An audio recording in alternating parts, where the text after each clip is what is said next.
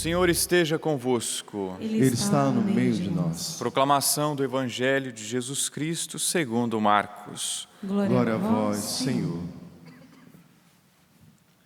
Naquele tempo, Jesus se manifestou aos 11 discípulos e disse-lhes: Ide pelo mundo inteiro e anunciai o Evangelho a toda a criatura.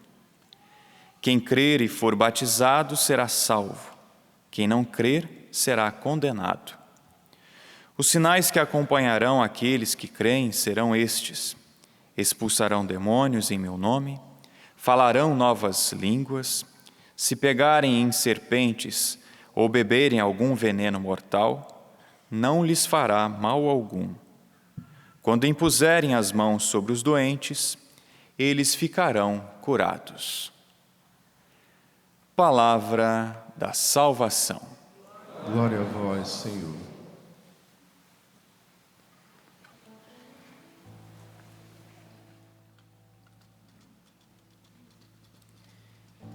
Ide por todo o mundo, a todos pregai o Evangelho.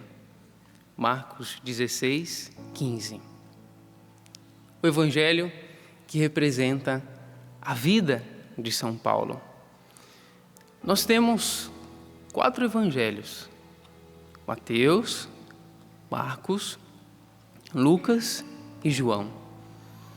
Porém, a vida de São Paulo também é um evangelho. Evangelho de Jesus Cristo segundo São Paulo. Essa vida que fala. Especialmente no Brasil, mas outros lugares no mundo, encontramos pessoas que são analfabetas, que não sabem ler. Mas o Evangelho que se escreve com a vida, esse todos podem ver. Não precisa de alfabetização para conseguir ler o Evangelho na vida de alguém que vive Jesus Cristo.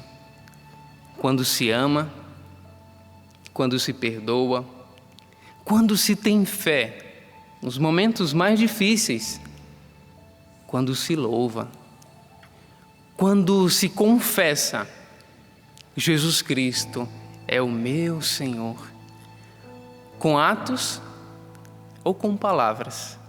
O Evangelho vai sendo escrito pelo próprio Espírito Santo nas páginas da vida daquela pessoa, como foi de São Paulo. Por exemplo, São João Crisóstomo, ainda hoje no ofício das leituras, ele diz: uma só coisa amedrontava e fazia temer a Paulo. Sabe o que era? Ofender a Deus. E uma única coisa desejava: agradar a Deus. Em outras palavras, ele queria fazer a vontade de Deus.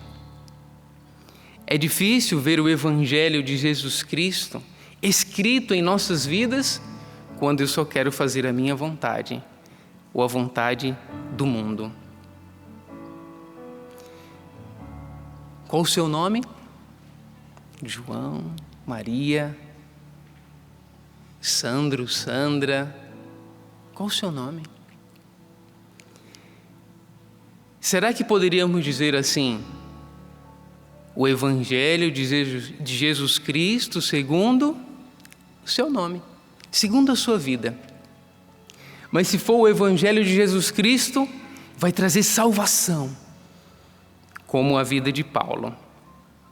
E se for o Evangelho da tristeza, segundo, esse é o seu nome, ou o Evangelho da murmuração, ou o Evangelho do pecado, do mal, da raiva, da violência, segundo, daí você coloca o seu nome.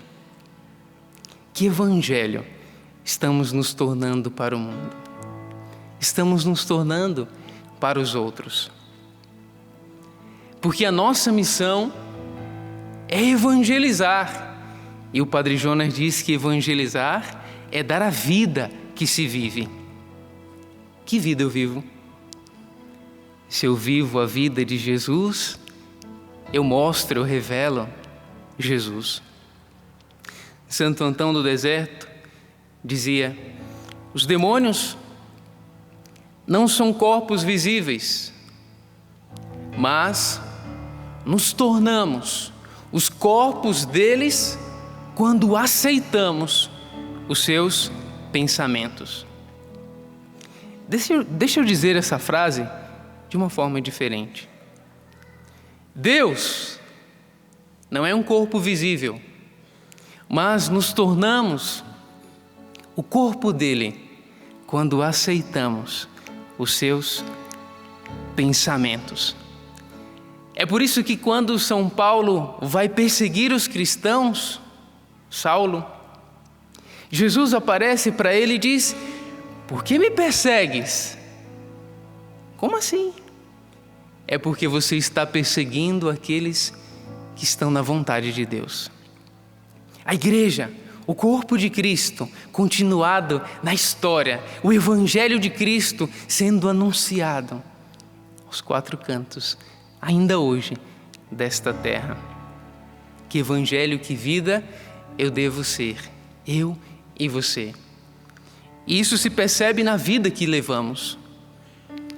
Quero terminar esse breve momento com uma história.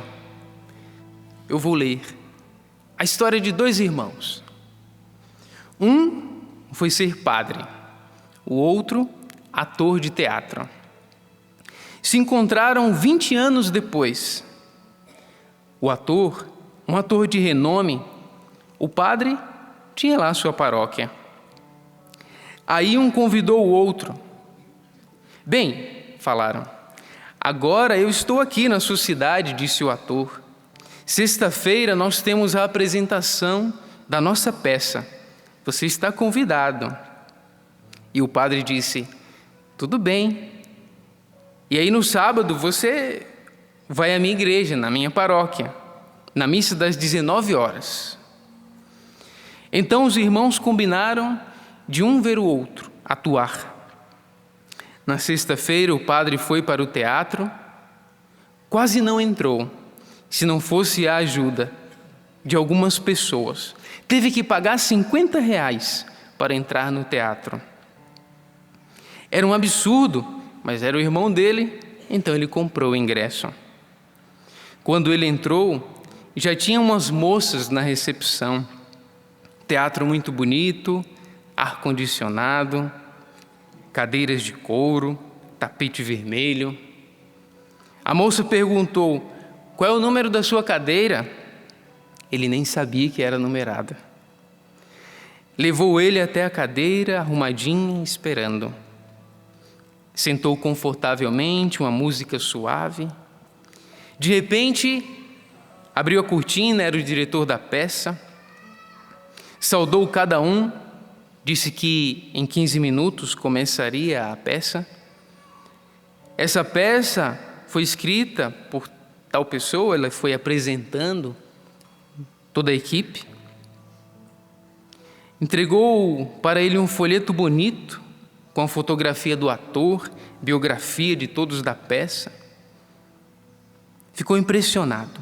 R$50 bem pago, hein? Quando começou a peça, às 20 horas, em ponto, abriram as cortinas. Aquele silêncio. Ninguém andando, ninguém cochichando, silêncio total. E começou a peça. E cada ato todos aplaudiam. E foi ficando impressionado com o irmão que fora criado junto. Quando terminou a peça, 2 horas depois, às 22 horas, o povo aplaudia, vibrava. E quando foi ao camarim dar um abraço no irmão, teve que enfrentar uma grande fila. Tantas pessoas queriam abraçar o ator e o padre cada vez mais impressionado. Foi embora, chegou em casa meia-noite. Dia seguinte, o irmão foi visitar o padre. Acostumado com o teatro, chegou na igreja 1 hora antes. Não tinha ninguém. Entrou na igreja e ficou esperando. Daqui a pouco começaram a chegar as pessoas, estava quase na hora, ligaram o som, deu a microfonia, o rapaz vai lá na frente e fala: alô, Jesus, alô, som, amém, Jesus. Daqui a pouco vai uma senhorinha na frente, começa a ler o nome dos defuntos, alma de fulano. O ator pensou: o que está acontecendo? Bateram um sino, começaram a cantar. Em nome do Pai, começou a missa. O ator não entendia muita coisa. Enquanto o padre fazia o sermão, tinha criança correndo de um lado para o outro, pessoas conversando, pessoas chegavam atrasadas. Enquanto tinha gente que até mascava chiclete e pendurava no banco da igreja. Quando terminou a missa, o padre falou: vão em paz e que o Senhor vos acompanhe. O ator na sacristia chegou lá, estava o padre e o sacristão, contando o dinheiro da coleta, R$ 27,80. Precisava mais umas 2 missas para pagar a entrada do teatro. O sacristão foi embora, o padre tirou a batina e começaram a conversar. Mano, vê como o mundo está perdido, disse o padre. Ontem lá no teatro, R$50 para entrar. Aqui, uma vez chegou uma nota de R$50 e era falsa, colocaram na coleta. A coleta deu R$27. No teatro, 2 horas de peça e o povo ficou em silêncio. E ninguém chega atrasado. Como é que houve essa inversão de valores? As pessoas estão perdidas, disse o padre. Aí o ator falou: mano, eu acho que talvez o problema não esteja nas pessoas, e sim em você, na sua equipe. Lá no teatro, nós temos uma equipe que pensa em tudo: cenário, luz, som, segurança, divulgação. A gente ensaia muitas vezes e, pelo que vi, vocês vão tudo na base do improviso. Tá certo que no teatro nós temos uma mentira, que é a peça, mas a gente passa como se fosse uma verdade. E você, que diz ter a verdade, apresenta essa verdade como se fosse uma mentira. Como você quer que as pessoas acreditem nisso? Filhos e filhas, amada igreja, que possamos assumir essa verdade no evangelho da nossa vida, para que as pessoas, ao participarem deste santo sacrifício da missa, não saiam achando que participam do evangelho da mentira, mas que participam de verdade do evangelho da verdade, de Jesus Cristo, nosso Senhor, nosso Salvador, nosso tudo, como fez São Paulo com a sua própria vida.